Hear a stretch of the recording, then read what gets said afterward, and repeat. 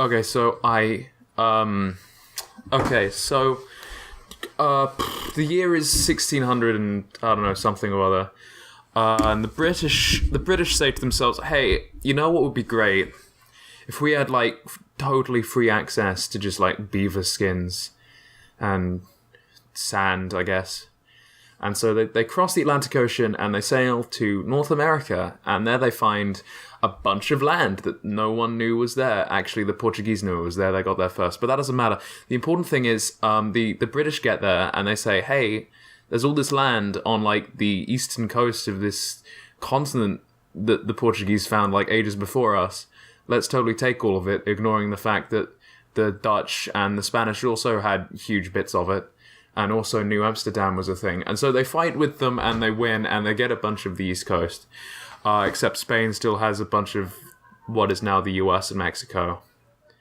So that's fine. Anyway, they fight over it and they win and they get a bunch of the things that become the 13 colonies of the British Empire in America. The 13 British-American colonies, basically.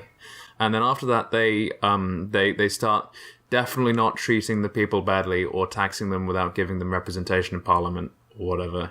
Like, those two things don't happen. Except they do, and then the Americans get upset about it. And so they say, "You know, I don't like this system anymore. Actually, can we like, could we? I don't think I want to be a British colony anymore." And so the British are like, "Hey, you can't, but we own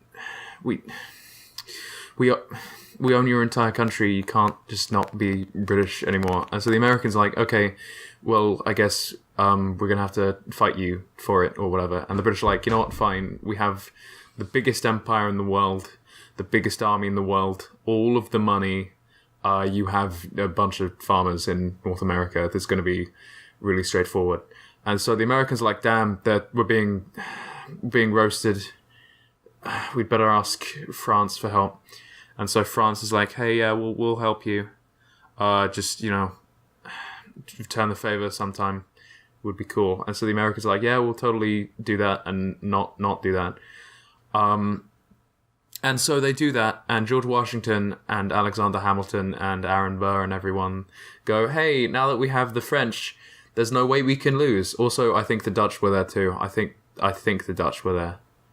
I don't know. Anyway, so the Dutch and the French, and maybe the Spanish, I don't know if the Spanish actually did anything in the Revolutionary War or not, but the Dutch and the French fight with the Americans, and they win. And the English are like, "Oh, well, all right, it's kind of cheating getting the French and the Dutch to win the war for you, I guess, but whatever, fine. I guess I'm fine."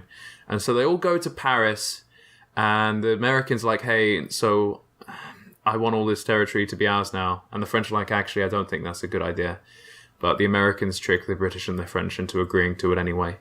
And so it became the United States of America. And then everything was great forever, except everything immediately went horribly wrong because their government was bad. Because the central government had no power and they weren't taxing anyone. Also, the central government didn't have any money, and also the states were fighting each other and rebelling against each other and pulling in about 13 different directions because no one knew what was going on and there wasn't really a leader. And so, in light of the fact that they had literally no credit, their currency was worthless and everything was falling apart, a bunch of the states, or whatever you call them, I don't know if they were states really, they were more like independent nations, they were like, "Hey, let's go to Annapolis and hammer this all out." And so a few people went to Annapolis, but no one turned up, so it was a failure. So instead they were like, "Hey, actually, no, I've got a better idea. Let's go to Philadelphia instead of Annapolis." And so they say, "Yep, I love that idea." And so everyone goes to Philadelphia. But when they get there, one of them is just like, "Hey, actually, I don't really like our government anymore. Can we change it?" And so they're like, "Yeah, I guess that's fine. I don't know. Just don't make the central government too powerful." Then they agree to a constitution that makes the central government way more powerful. And that upsets the people who didn't want the central government to be really powerful because they thought it would be like tyrannical or whatever, despite all the checks and balances in the constitution that prevented the central government from becoming really powerful. So anyway, they do that, and then there's a bit of a fight because like the guys who didn't want the federal government, who were called anti-federalists, were like, hey, we don't want the federal government, let's not have one. And the Federalists were like, actually, maybe we should have one. Here's 97 reasons, or whatever.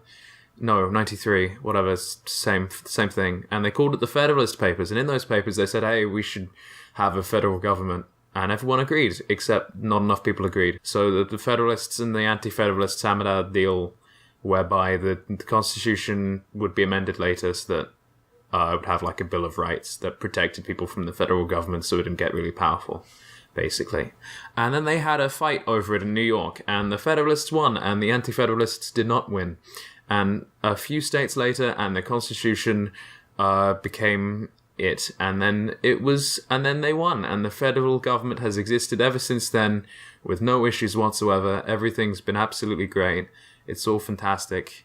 Nothing is wrong in the slightest. Don't worry about it. So that's the story of why is the Constitution... Okay, please make sure to rate, comment, subscribe.